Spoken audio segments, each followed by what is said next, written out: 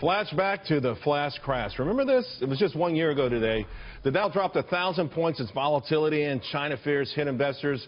Well, it's 1 year later, and the Dow's up 3,000 points. And I applauded investors who kept their cool amid the freak out. This goes to show that in the face of panic, sometimes it's just kind of cool just to not panic, just stay put.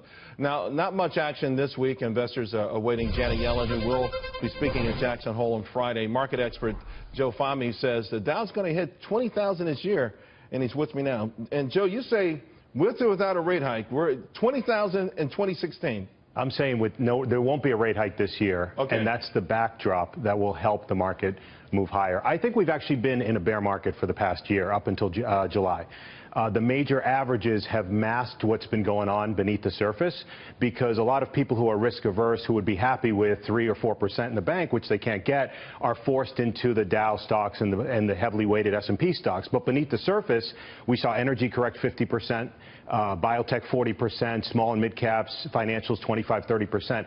And then after the Brexit event, this recent launch with the technicals leads me to believe that we could be starting a new uptrend. I agree with you, and I said as much. I would say that a lot on the air too, but it also created opportunities. I mean, I bought U.S. Steel, made 25% and left 15% on the table. Yeah, so sure. Beneath that surface, there was a lot of opportunity. Absolutely. Now that we've had something akin to equilibrium, let's just call it that, and whether it's Brexit, whether it was that February low that was a double bottom, by the way, ironically enough, with the low of the flash crash, what would be the catalyst from here? I think it's the backdrop is what we alluded to about the Fed, where there's a globally coordinated effort to keep interest rates low and the markets high.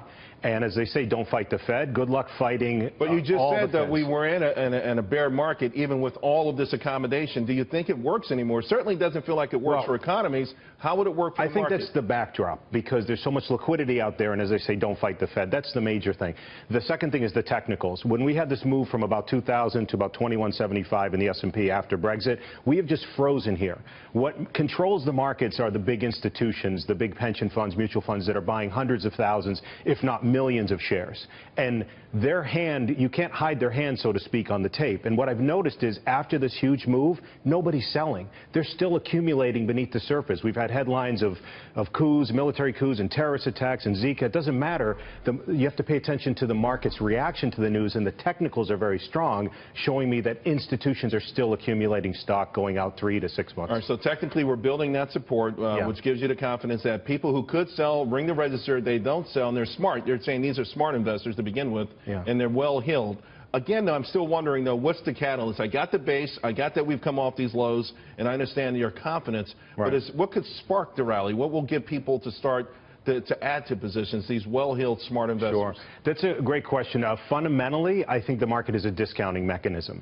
So I think that the earnings, the last time we've had this many months of consecutive earnings declines was March of '09, October of '02, which were great times to get into the market. So the market is discounting what could be 6 to 9 months from now, an improvement in fundamentals. So the market tends to trade on what's going on in the future.